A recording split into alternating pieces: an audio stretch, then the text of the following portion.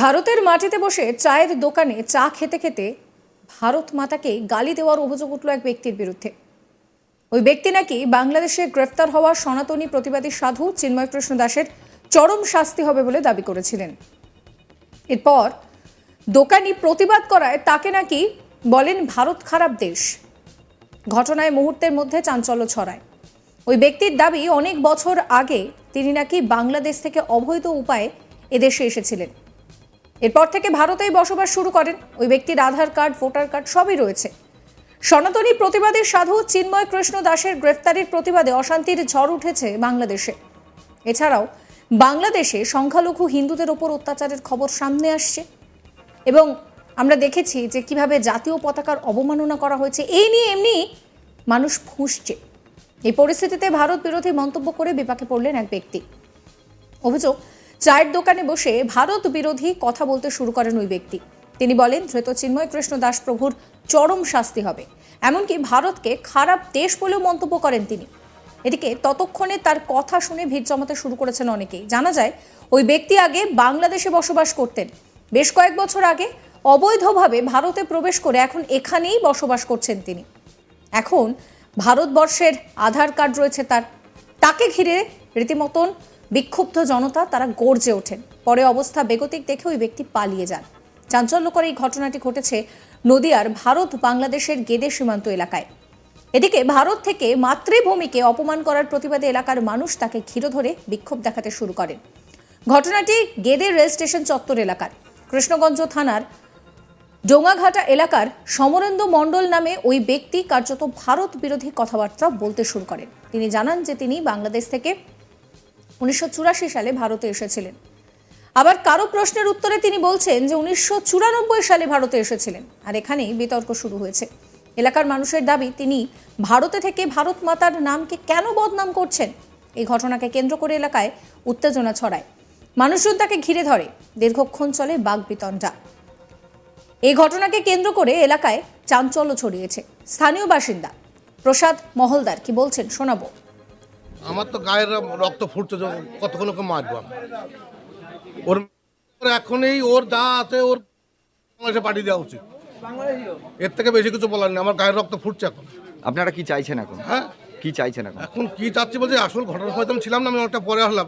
তবে শুনে আমি একটুখানি হলাম, আমার মেজাজটা গরম হয়ে গেল। কি জানতে পারলেন? জানতে পারলাম যে হচ্ছে ও যেটা নিজের মুখে স্বীকার করলো যে বাংলাদেশ থেকে এসছে ছোটোবেলায়। তো ছোটোবেলায় যখনই এসছে এসে ভারতের খাচ্ছে, ভারতেরই করছে, আর ভারতের নামেই বদনামি। এরম দোষ আমাদের দেশে থাকার কোনো অধিকার নেই। এদেরকে হয় জেলে পাঠাতে হবে, নাহলে বাংলাদেশ ব্যাগ পাঠাতে হবে। এর স্থানীয় বাসিন্দা চিত্তরঞ্জন দা কি বলছেন শোনাবো। ভারত আর বাংলাদেশের মধ্যে ব্যাপারটা হচ্ছে নিয়ে একজন হিন্দু সম্প্রদায় এমনি বাংলাদেশে যারা আছে তারা তো অত্যাচারিত হচ্ছে। এই মুহূর্তে উনি যে কথাটা বলেছেন খুবই ভুল কথা। এটা তো বলা ওনাকে উচিতই নাই এই মুহূর্তে। আর চিন্ময় হবে কি সেটা আদালত বুঝবে। আদালতের এখনও ইয়েতে রয়েছে, সেটা তো উনি বলতে পারেন না। এইসব কথা সে কথা বলা উচিতই নাই এসব। হ্যাঁ, উনি তো বললেন যে আমি বাংলাদেশ থেকে বেশি দিন বলতে 1994 সালে এসেছি। আসার পরে তো বলছে যে আমি এখানেই বসবাস করছি। কখনো বলছেন 1984, 1994। বিষয়টা নিয়ে অনেকটা এটা সংশয় থাকতেই পারে। হয়তো বেশি দিন আসেনি।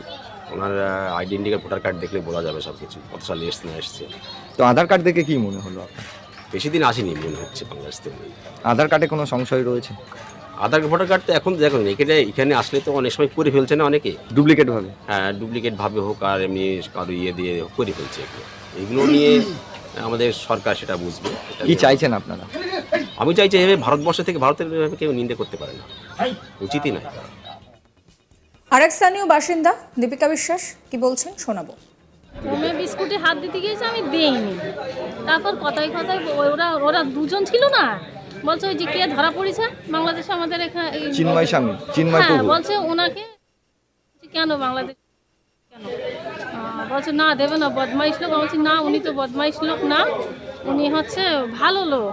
আর ওনার যদি ভারত সরকার ছাড়বে তখনই বলছে ভারতের লোক খারাপ, পুরো ভারতই খারাপ, ভারতের লোক বদমাইশ। তাই বলছি। হ্যাঁ, আমি বলেছি যে এই যে ভারত সরকার ছাড়বে না, মানে চিন্ময় প্রভু হবে। হ্যাঁ উনি ওরা দুজনে বলা করছিল। আমি তখন বলেছি যে ওনাকে যদি বাংলাদেশের লোক ভারত সরকার ছাড়বে না, তখনই ভারতের নামে খারাপ কথা বলছে। তো কি চাইছেন আপনারা?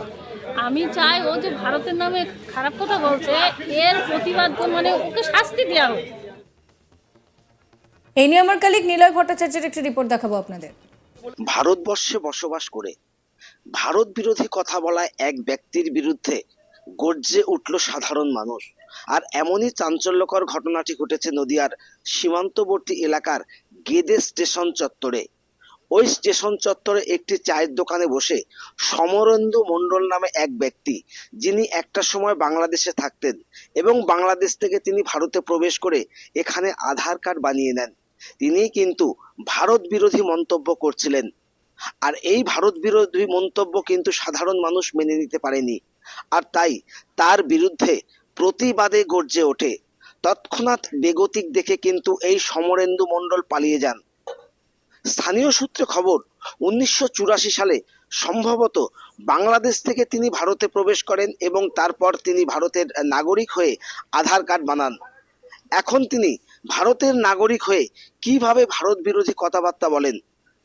চিন্ময় প্রভু সহ বাংলাদেশে যে অশান্ত এক পরিস্থিতি তৈরি হয়েছে, সেই পরিস্থিতি নিয়ে তিনি ভারতকে উল্টো পাল্টা বেফাঁস মন্তব্য করেন ভারত সম্পর্কে। আর তাই সাধারণ মানুষ কিন্তু তার বিরুদ্ধে ক্ষেপে যান। তৎক্ষণাৎ বেগতিক দেখে তিনি সেখান থেকে কিন্তু পালিয়ে যান। আর স্থানীয় বাসিন্দাদের এখন একটাই দাবি, তার বিরুদ্ধে ব্যবস্থা নিক প্রশাসন। কেননা তিনি মাতৃভূমিকে অপমান করেছেন, ভারতে বসবাস করে ভারতের খেয়ে তিনি ভারত বিরোধী কথাবার্তা বলছেন। আর এই কথাবার্তা সাধারণ মানুষ কিন্তু মেনে নিতে পারছেন না। আর তাই সমরেন্দু বাবুর বিরুদ্ধে একেবারে গর্জে উঠেছে এলাকার সমস্ত মানুষজন। সকলেই চাইছে সমরেন্দু বাবুর বিরুদ্ধে ব্যবস্থা নিক প্রশাসন, না হলে কিন্তু ভবিষ্যতে আরো খারাপ পর্যায়ে যেতে পারে এই পরিস্থিতি। আমরা সকলেই জানি বাংলাদেশ কিন্তু উত্তাল। হিন্দু বিরোধী যে সমস্ত কথাবার্তা বা আলাপ আলোচনা চলছে তা নিয়ে কিন্তু পুলিশ প্রশাসনের কড়া নজরদারি চালাচ্ছে সব জায়গাতেই। শুধু তাই নয়, সীমান্তবর্তী এলাকাতে এই রকম একটি পরিস্থিতি দেখেই কিন্তু এখন প্রশাসনের হস্তক্ষেপ দাবি করছে স্থানীয় বাসিন্দারা। কেননা সমরেন্দু বাবুর মতো অনেকেই আছে যারা ভারতে বসবাস করে ভারতের খেয়ে পড়ে তারা ভারত বিরোধী কথাবার্তা বলছে। আর সেই কথাবার্তা কিন্তু সাধারণ মানুষ মেনে নিতে পারছেন না। আর তাই বর্তমানে পুলিশ প্রশাসনের দ্বারস্থ হতে চলেছে এলাকার সাধারণ মানুষ। তারা চাইছে অতি দ্রুত ব্যবস্থা নিক তার বিরুদ্ধে, না হলে ভারত বিরোধী কথাবার্তা বলার জন্য সাধারণ মানুষ কিন্তু আইন হাতে তুলে নিতে বাধ্য হবে। চ্যানেলকে সাবস্ক্রাইব করুন।